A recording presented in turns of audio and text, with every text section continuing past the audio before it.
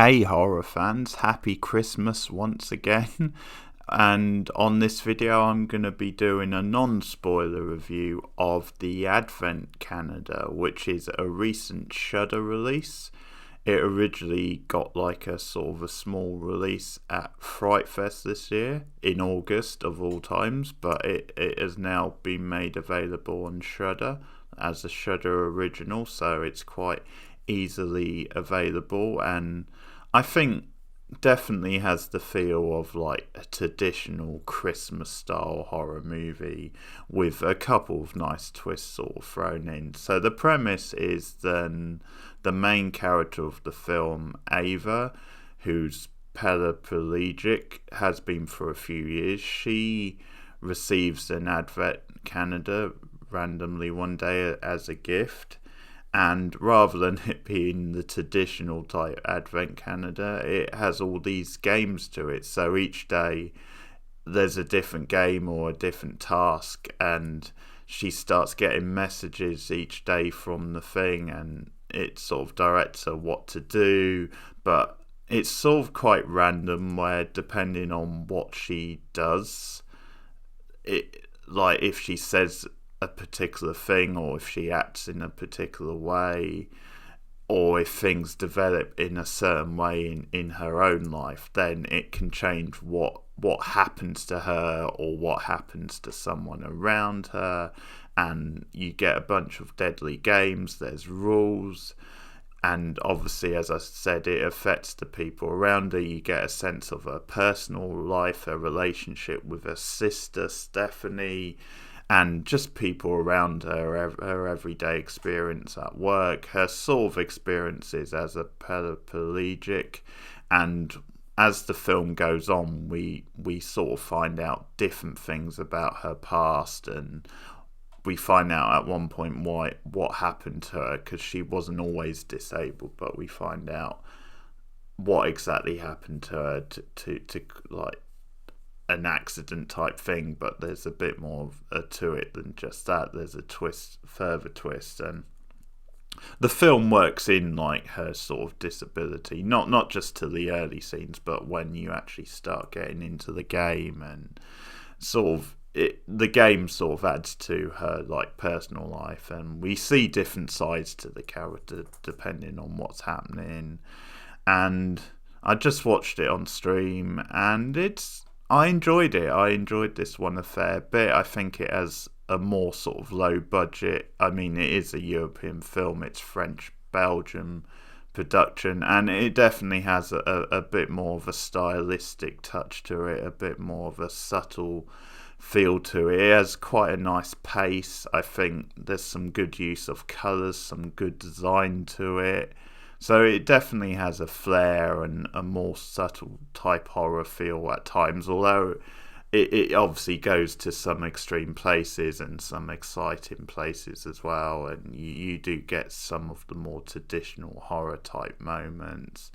But I think there's a lot of good design sort of on it. I mean, in it, as I said, I was saying this on stream, I really like the design of like the Advent Canada itself. I think it has this really sort of picturesque, sort of like rustic type feel to it, sort of quite old fashioned but quite distinct look. And I think the design of it visually is definitely the sort of thing where it's like, yes, it looks pretty and it looks sort of quaint and classy, but there's darkness lurking beside it, and there's certain flourishes like that. There's good use of colour, like sort of a fantasy type scene involving someone in Ava's life, and like him sort of in a swimming pool, and the colour going all sort of bright, and it sort of mixes in like genre touches like that quite well.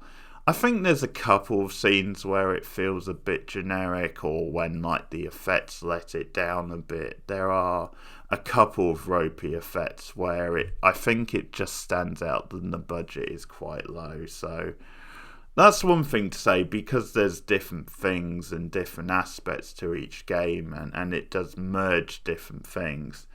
I think naturally not everything in the film quite hits home, because there are different ideas.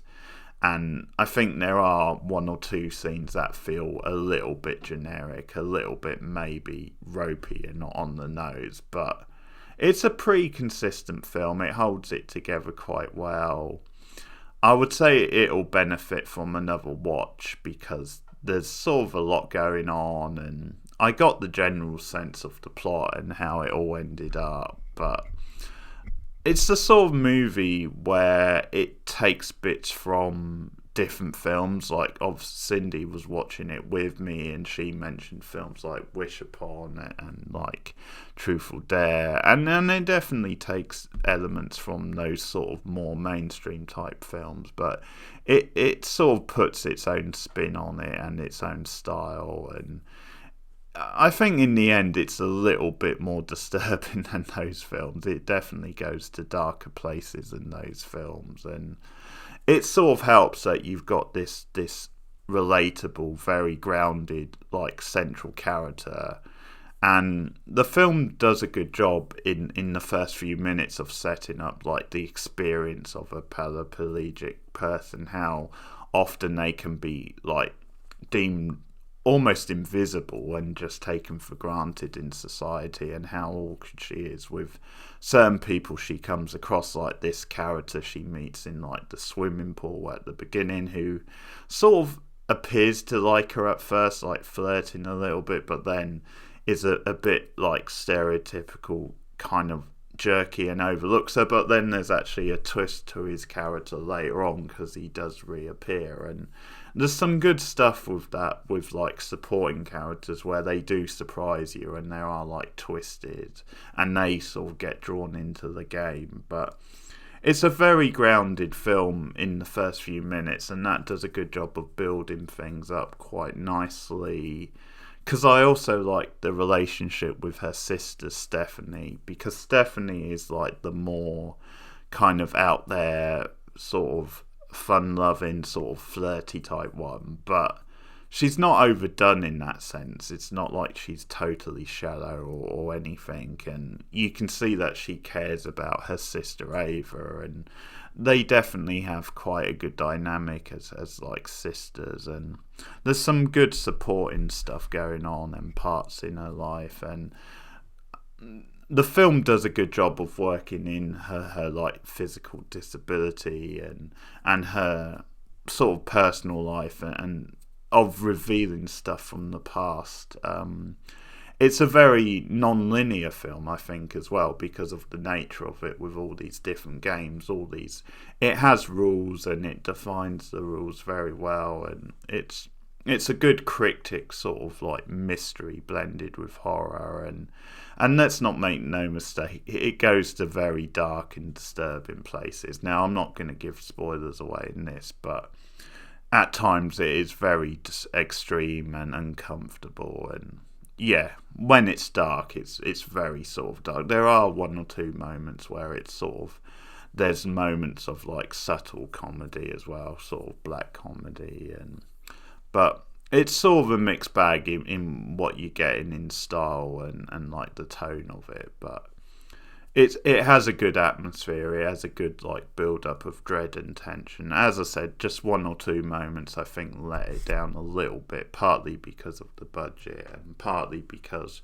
not everything is going to work. But another thing to say, which I haven't yet, but the lead actress is really good, because without her performance being like on point, the film would fall apart, because you're with her like most of the way anyway, and she gives a very natural, grounded performance, and it's one of those films where she has to play a lot of different sides to the character. She has to play very like awkward and withdrawn and very sort of moody at times, but then there's other sides to her. There's sides where she becomes a bit more outgoing, and then as things develop in the second half of the film, and without spoiling anything, but she does become a bit more sinister and like unnerving as well. So it's a really, really well done performance that she balances so much over the film, and she's very convincing. I think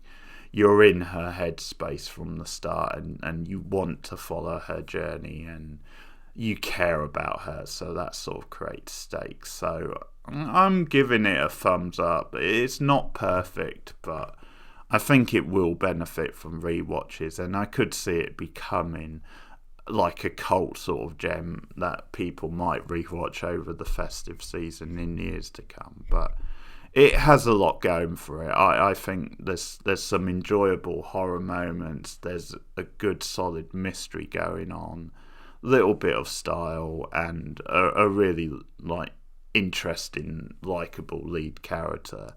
So I'm going to give it a thumbs up. I'll give it 7.5 out of 10. I'd recommend checking it out. There's a lot for horror fans here. So that's The Advent Canada, which is a recent release on Shudder. And again, happy holidays. Let me know your thoughts of the movie in the comments below. Please like and subscribe.